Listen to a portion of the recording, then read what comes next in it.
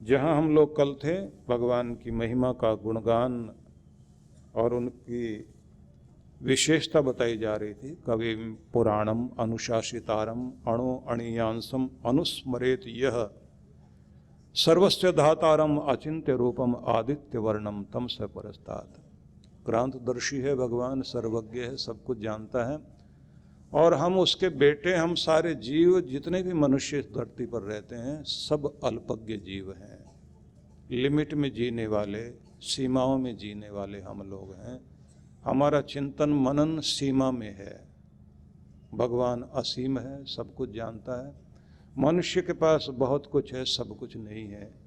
इसलिए जो कुछ नहीं है उसका दुख जिंदगी में हमेशा चलता है।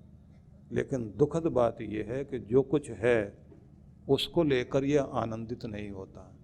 और भी मिल जाए तो फिर फायदा कुछ नहीं, जो है उसका आनंद तो मना लो, जो और चाहिए भगवान और दे देगा। इसलिए उसके प्रति कृतज्ञ होकर जीना चाहिए। कहा गया है कि वही पुराणम मतलब अनादि है, सनातन है, अनुशासितारम, और उसी के नियंत्रण में पूरा संसार है। अणो अणियांसम सूक्ष्म से भी सूक्ष्म है, सर्वस्य धातारम सबको धारण करने वाला भगवान है, सब उसी पर टिके हुए हैं, सबका सहारा भगवान है। उसी से चीजें हम तक आती हैं और फिर उसी के पास लौट भी जाती हैं। ऐसा क्रम वो चलाता है, देता भी है लेता भी है, संयोग देता है वियोग भी देता है, उन्नति देता अवनति देता, मान देता अपमान भी देता है, समृद्धि देने के बाद में फिर नीचे भी लेकर आ जाता है। चेहरे पर मुस्कान देगा तो उदासी भी लेकर आएगा, बता देगा कि केवल तुम ही तुम नहीं हो, मैं भी हूँ। और आदमी तभी मानता है कि हाँ बड़ा बाप भी है दुनिया में जो थप्पड़ मार सकता है, ऊपर से नीचे भी ला सकता है। तो बड़े बाप को मानिए और उसके लिए उसकी राह में कुछ खर्च करना, समय को, शक्ति को, धन को, अपनी जो भी मूल्यवान कीमती जहाँ भी आपका मुंह अटका हुआ है उसको आप थोड़ी देर, थोड़ा सा भी सही, उसकी राह में लगाना जरूर शुरू करें। अपनी सेवा जो आप इस जग की और जगत वालों की सेवा कर रहे हैं तो जगत के स्वामी की भी सेवा करो। अपनों को सेवा करते करते, बच्चे पालते हुए, अपनों के इर्द गिर्द घूमते घूमते मोह ममता में फंसे फंसे यहाँ तक पहुँच जाते हैं कि जीवन की आखिरी घड़ी आ जाती है और जिनके लिए इतना कुछ किया वो कहते हैं तुमने मेरे लिए करा ही क्या। और अगर आप कहते हैं हमने तुम्हें इतना सब कुछ कमा के दे दिया तो बोले तुम्हारे घर में पैदा हुए थे तो तुम्हें तो ये सब देना ही था और हमारा तो राइट था इसलिए हमें मिला, तो तुम देने वाले कौन। और अगर दे दिया तो हमारा राइट है ना, सारी दुनिया करती है तो तुमने ऐसा क्या खास कर दिया। आदमी सोचता है मैंने तो बड़ा एहसान किया इनके ऊपर, वो कहते हैं हमने तुम्हारे घर में पैदा होकर तुम पर एहसान किया, बोलो क्या करते हो। तो अब आप करोगे क्या। सब कुछ देने के बाद भी आदमी लूटा पीटा खड़ा कोने में, और जब उसके खाते को देखते हैं, खाते में पुण्य नाम की कोई चीज है ही नहीं। अपनों के लिए गुनाह करते करते अपना खाता भी खराब कर लिया। जिसका खाता खराब है तो यहाँ भी रोएगा वहाँ भी रोएगा। यहाँ वाले कहते हैं करा कुछ नहीं, वहाँ वाला कहता करके कुछ नहीं आया, तो आदमी जाएगा तो जाएगा कहाँ। इसलिए अच्छा यही है कि आप अपनी आयु का वो भाग जिसमें अपने बच्चों को लायक बनाना, जरूर लायक बनाइए, उनके लिए करिए बहुत कुछ, लेकिन उन्हें आप कमाने वाला बनाइए। उनको आप अपने कंधों पर बैठाकर दुनिया मत दिखाइए। उनको कष्टों का सामना करना सिखाइए, मुसीबतों का सामना करना सिखाइए। उनको ताले खोलना सिखाओ, समस्याओं को सुलझाना सिखाओ। उनको खोल खोल के दरवाजे मत दो, उन्हें कहो कि तू खोल, मैं खड़ा हूं तेरे पीछे। नहीं आता हो तरीका मैं बताऊंगा, करना तुम्हें ही पड़ेगा। जब तक आप उन्हें सिखाओगे नहीं तो वो कुछ बनेंगे नहीं। और अगर आप लाड़ प्यार में आकर मेरा बच्चा इसका पाँव जमीन पर न लग जाए, मिट्टी न लग जाए, कीचड़ न लग जाए, तो एक समय इतना कमजोर, दुर्बल, कोमल, नाजुक बन जाएगा। आप तो सदा है नहीं और दुनिया किसी की माँ बाप है नहीं। दुनिया तो बहुत निर्दयी है। यहाँ वही खड़ा होगा जिसमें जान है और जिसके अंदर दम है, वही जिएगा। वो दम पैदा करो ना, सिखाओ उनको। गरीबी में, लाचारी में पलकर जो लोग बड़े होते हैं और कमाते हैं और धनी बन जाते हैं, वो सोचते हैं मैंने कष्ट भोग लिया, मेरा बच्चा कष्ट न भोगे, उन्हें सुख दे दूं मैं। अगर उन्हें सुखी करना चाहते हो ना, तो जैसे आप कष्टों से निकले हैं, बच्चों को इतना मजबूत बनाओ कि तुम्हारा बेटा तुमसे भी ज्यादा मजबूत बने, जिससे संकट का सामना कर सके और तारे तोड़कर जमीन पर ला सके।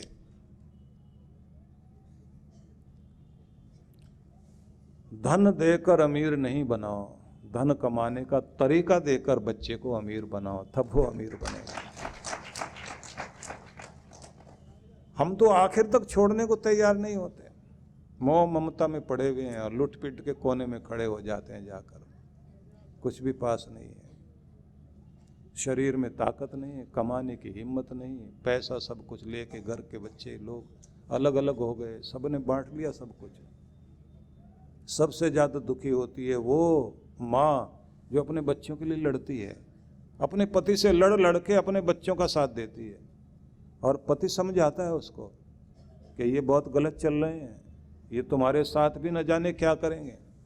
और माँ जो सुनती है ना, पति जो सलाह देता है, चुपचाप जाके अपने बच्चों को बता के आती है, ऐसे ऐसे बोलता तेरा बाप। वो ये सोचता है ये मेरी है या इन बच्चों की है। और बहुत सारे हाथ उठाने को तैयार बैठे हैं यहाँ लोग। आप अकेले की बात नहीं, सबकी बात है भाई। माँ चुपचाप बता के आएगी, और जब पति नहीं रहता फिर रोती है, किसके सहारे छोड़ कर गए हो, ये तो मेरे हुए नहीं और तुम चले गए हो। क्योंकि उसने दुनिया देखी नहीं है, जिसने दुनिया देखी वो समझाता है। तो पत्नी भी नहीं मानती। कितना अजीब जीवन होता है इंसान का। अंधी दौड़ में शामिल है, रात दिन दौड़ रहे हैं, अकेले बैठ कर सोचने का तो समय नहीं है। और सोचेंगे क्या, चिंता करेंगे और कैसे आए, कहाँ से आए, किसके आगे जाएं, किससे मिलें, ये सोचते हैं बैठकर। मैं कौन हूँ, मैं क्या हूँ, मैं कहाँ जा रहा हूँ, क्या कर रहा हूँ, क्या करना चाहिए, मेरा रास्ता क्या है, जिंदगी कैसे बीत रही, ये तो पहले सोचना चाहिए ना। गुरु इसी के लिए है आपकी जिंदगी में। आपकी सोच ही गलत दिशा में है। इसलिए ध्यान रख लीजिए कि गुरु की शरण में बैठकर आपको, अभी पिछले दिनों एक इंटरव्यू लेने के लिए एक टीवी वाले मेरे पास आए, उन्होंने एक बात कही, ये आश्रम क्यों बनाए जाते हैं, इनकी जरूरत क्या है। अच्छा सवाल था उसका। मैंने कहा आपको ये पता है ये आश्रम क्या है? बोले बताइए। मैंने कहा ये प्रयोगशालाएं हैं। ये किसी गुरु का धाम नहीं है कि गुरु वहां रहकर वहां जिंदगी जिएगा। ये तो उन भक्तों की प्रयोगशाला है जो गुरु उन भक्तों के ऊपर प्रयोग करते हुए उनके जीवन को महान बनाने के लिए आमंत्रित करता और कहता अपनी दुनिया से निकाल कर इस दुनिया में आओ कि परमात्मा के साम्राज्य में प्रवेश करने का तुम्हें मौका मिले। जहाँ उनकी भक्ति बढ़े, जहाँ उनका जप बढ़े, जहाँ उनका तप बढ़े, जहाँ उसे सही दिशा दी जा सके।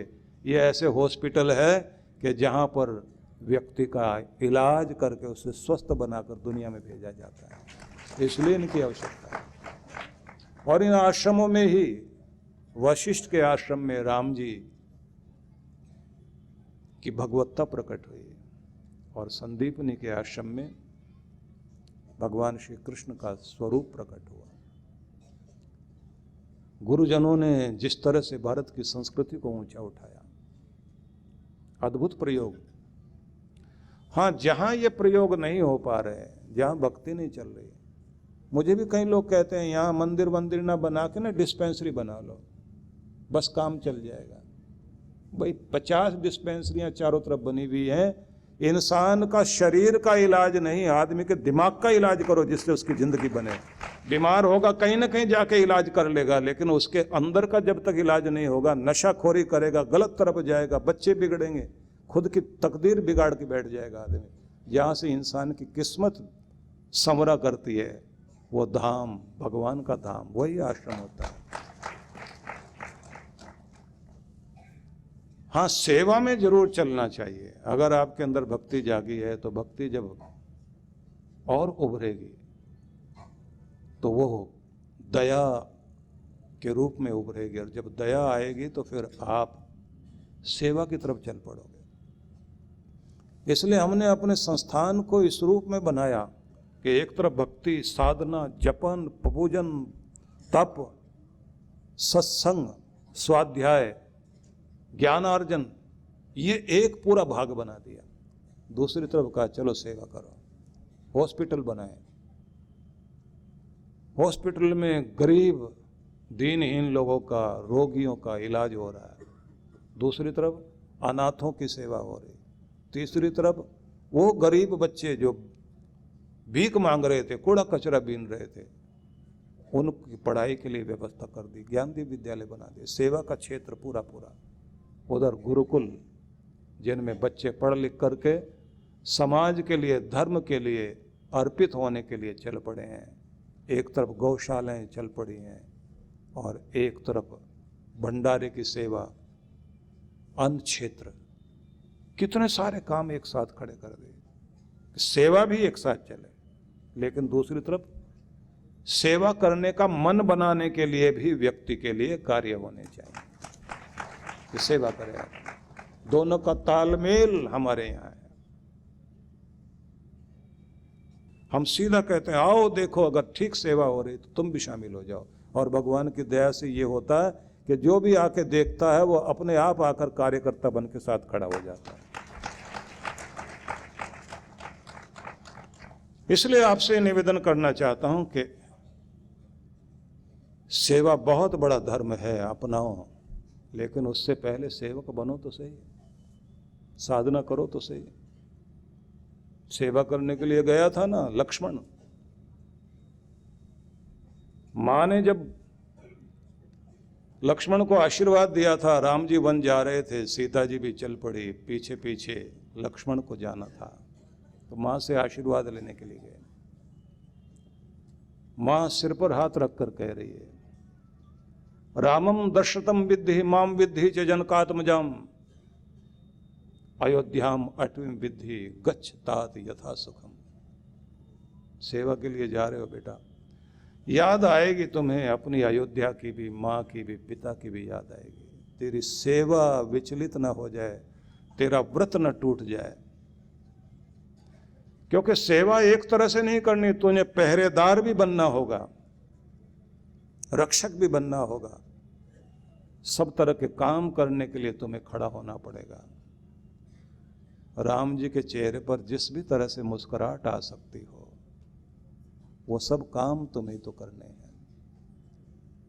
तो जब तुम्हें याद आएगी माँ की तो क्या करना, और जब पिता की याद आए तो क्या करना। एक माँ अपने बच्चे को आशीर्वाद दे रही है, रामम दर्शनम विद्धि, राम जी को ही अपना पिता दर्शत समझ लेना। माम विद्धि च जनकात्मजाम, जब मेरी याद आए तो सीता में अपनी माँ को देख लेना बेटा। और अगर तेरी अयोध्या तुझे याद आए, अयोध्याम अटवीं विद्धि, जंगल में कहीं जहां फूल खिले हुए हों वहां जाके खड़े हो जाना, समझ लेना बस यही मेरी अयोध्या है, सुंदर फूल खिले हुए। गच्छतात यथा सुखम, जाओ बेटा सुख से और अपने कर्तव्य को पूर्ण करो। मां आशीर्वाद दे रही। सेवक बनने का, सेवक बनना आसान नहीं है। मैथिली क्षण गुप्त ने लिखा कि पेड़ के साथ पीठ टिकाकर, हाथ में धनुष लेकर, रात्रि में भी जाग रहा है एक धनुर्धर। जाग रहा है कौन धनुर्धर, जबकि भुवन भर सोता है, सारा ब्रह्मांड सोया पड़ा है। जाग रहा है कौन धनुर्धर, जबकि भुवन भर सोता है, भोगी कुसुमायुध योगी सा बना दृष्टिगत होता है। एक सुंदर राजकुमार बिल्कुल कामदेव जैसा सुंदर दिखाई देता है। यौवन उसके अंदर भरपूर है, भुजाओं में शक्ति है, दुनिया का ऐश्वर्य और भोग विलास भोगने की उम्र है उसकी, लेकिन तपस्वी बनकर जाग रहा है कौन धनुर्धर। ये रात्रि में पहरा देने के लिए पीठ टिकाकर हाथ में धनुष बाण लेकर कौन बैठा हुआ है कि यही है सुमित्रा का बेटा लक्ष्मण, जो अपने भाई की सेवा के लिए आया। अपना यौवन गला दिया उसने तपस्या करते हुए। सेवा आसान चीज नहीं है, हर कोई नहीं कर सकता। कुटिया, पत्तों की कुटिया बनाकर जनक दुलारी सीता को उनके बैठने का स्थान बना दिया।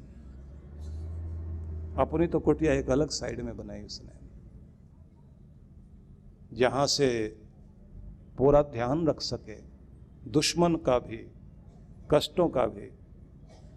और इधर नंगे पांव, कांटों पर पांव रखती हुई उबड़ खाबड़ जमीन पर, जिसने जीवन के बहुत सारे सुख देखे हों और वन में वो चलकर आई है अपने पति की सेवा करने के लिए, सीता जी।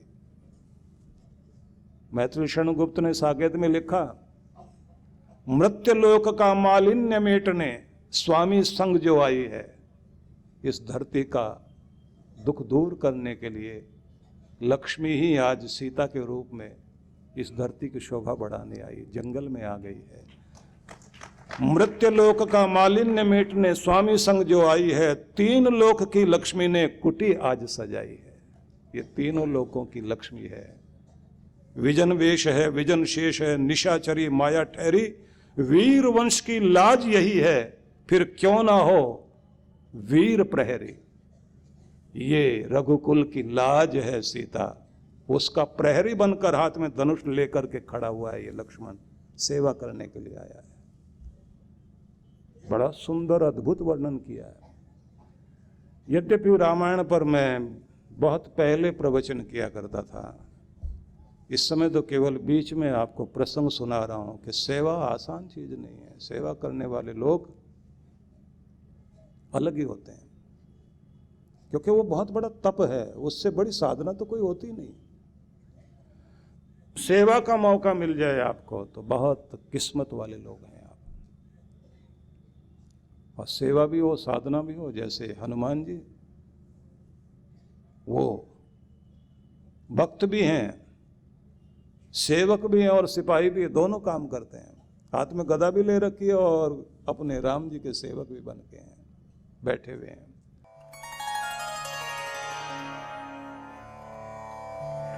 परम पूज्य श्री सुधांशु जी महाराज एवं डॉक्टर अर्चिका दीदी जी के पावन सानिध्य में विश्व जागृति मिशन पिछले कई वर्षों से जनहित को सुख समृद्धि एवं रिद्धि सिद्धि प्राप्त कराने हेतु गणेश लक्ष्मी महायज्ञ का आयोजन करता आ रहा है। इसी क्रम में इस वर्ष भी आनंदधाम आश्रम के पवित्र प्रांगण में 16 से 19 अक्टूबर 2024 तक 108 कुंडीय गणेश लक्ष्मी महायज्ञ आयोजित किया जा रहा है, जिसमें गणेश लक्ष्मी के महाजाप के साथ साथ मंत्राहुति विशेष रूप से होगी। साथ ही 17 अक्टूबर को वरदान सिद्धि साधना में सम्मिलित होकर देव गुरु कृपा प्राप्त करें। कार्यक्रम की रूपरेखा दिनांक 16 से 19 अक्टूबर 2024 प्रातः 8 बजे। विशेष कार्यक्रम 17 अक्टूबर वरदान सिद्धि साधना एवं शरद पूर्णिमा पर गुरु दर्शन। आयोजक विश्व जागृति मिशन। आप सपरिवार इस कार्यक्रम में सादर आमंत्रित हैं। आप घर बैठे भी यज्ञ में भाग ले सकते हैं। यज्ञ में यजमान बनने के लिए संपर्क करें। परम पूज्य सद्गुरुदेव श्री सुधांशु जी महाराज के पावन सानिध्य में विराट भक्ति सत्संग दिनांक 3 से 6 अक्टूबर 2024। कार्यक्रम की रूपरेखा 3 अक्टूबर, समय शाम 4:30 से 7 बजे। 4 से 6 अक्टूबर प्रातः 8:30 से 11 बजे, शाम 4:30 से 7 बजे। विशेष कार्यक्रम 6 अक्टूबर मंत्र दीक्षा दोपहर 12:15 बजे। स्थान Rana heritage bypass road, Sirhind. आयोजक विश्व जागृति मिशन सरहिंद मंडल। संपर्क सूत्र आप सपरिवार सादर आमंत्रित हैं। परम पूज्य श्री सुधांशु जी महाराज एवं ध्यान गुरु डॉक्टर अर्चिका दीदी के सानिध्य में विश्व जागृति मिशन द्वारा 26 से 30 नवंबर 2024 तक श्री कृष्ण ध्यान योग का आयोजन किया जा रहा है। ध्यान साधना शिविर में भाग लेने वाले साधकों के लिए स्थान सीमित है। जल्द ही अपना स्थान सुनिश्चित करें और अधिक जानकारी के लिए संपर्क करें।